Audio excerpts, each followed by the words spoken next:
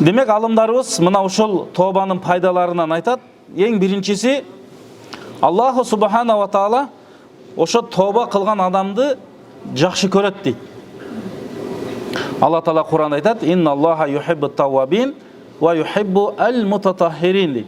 Алла таала тоба кылуучуларды жана тазаларды жакшы көрөт дейт. Тазаларды жакшы көрөт. Ошондон биз баягы гусул кылып жуунабыз, даарат алабыз. Мына ошол баягы жан дүйнөбүздү тазалайбыз ибадат менен. Мына ошолардын баардыгы адамды комплекстүү жактан, жан дүйнөсүн дагы моралдык жактан, даарат алганда гигиеналык жактан, материалдык жактан дагы, кийим кечеси да таза болот экен дагы. Ушул тазаларды Алла таала жакшы көрөт дейт. Экинчи, фарахуллахи литтайиб дейт. Аллаху субхана ва таала тоба кылган адамдын тобасына кубанат экен да. Эми Алла тааланын кубанганы чындыгында ошол тоба кылганына ыраазы болгону. Жанакы пайгамбардын хадисинде келет, бир адам сапарга чыгып, төөсүнө бардык кийим кечесин, тамак ашын, суусун жүктөп, анан качырып ийип дейт төөсүн. Эми өлгөн ушул экен да деп чөлдө багы бир дарактын астына эс алып алайын деп отура калып, анан бир маалда эле багы төөсү келип калды дейт да. Ушул жерден секирип туруп, багы төөнүн жибинен жүгөнүнөн кармап, аябай кубангандан: "О Аллахым, сен менин пендемсиң, мен сенин кудайыңмын" деп берет дейт да. Адашыпчы, баягы сүйүнгөндөн, аябай кубангандан. Пайгамбарыбыз айтат, бир адам тоба кылган болсо, ушул аябай кубанган адамдан дагы каттуу Алла таала кубанат дейт да. Себеби Алла таала ага тауфик берди тоба кылганга, ошол кылганына ыраазы болот дейт. Ал эми тобасы туура болгон болсо, чындыгында баягы хадистерде келгендей, ал адамдын бара турган жери бейиш болот экен. Андан кийин адамдын мурдагы кылган катачылыктарын Алла таала жакшылыкка, соопка айлантат экен. Эгер тоба чын болсо. Бул жерде тоба чын болуш керек экен.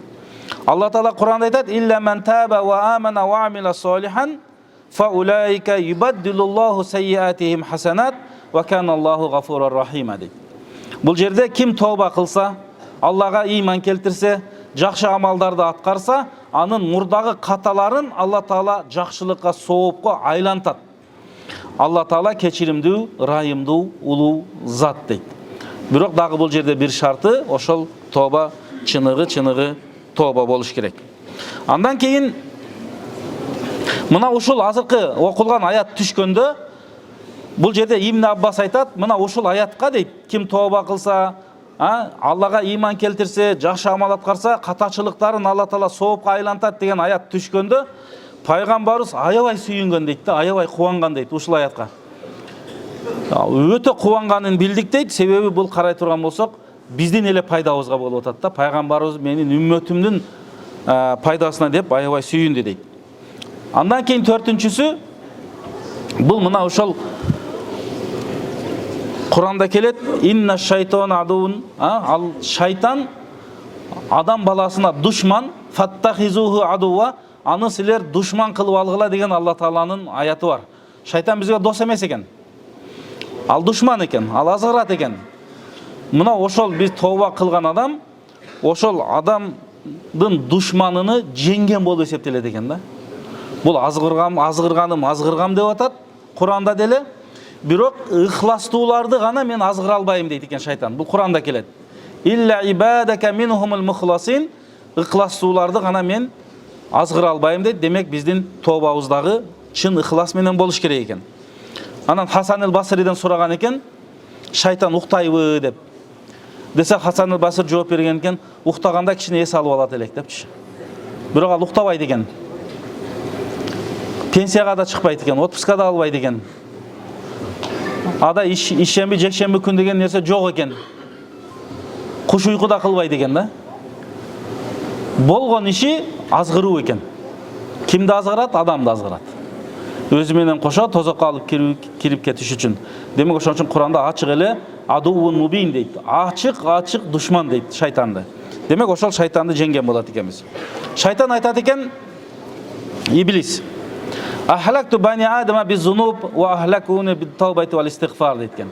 Мен адамдардын акыретини күнөө иш кылдырып жок кылып атсам, алар мени истигфар, тоба менен жок кылып салышты дейт экен да. Ошондон биз истигфар айткан сайын, тоба кылган сайын биз жеңет экенбиз. Пайгамбарыбыз хадисинде айтат: "Ан-надаму таубатун", өкүнүү бул өзү эле тоба дейт. Өкүнгөн болсоң тоба кылганың ошол экен, бирок ошол чын болсун. Ат-таибу миназ-замби камал ла замбала. Ким тоба кылган болсо, ал күнөөсү жоктой болот дейт.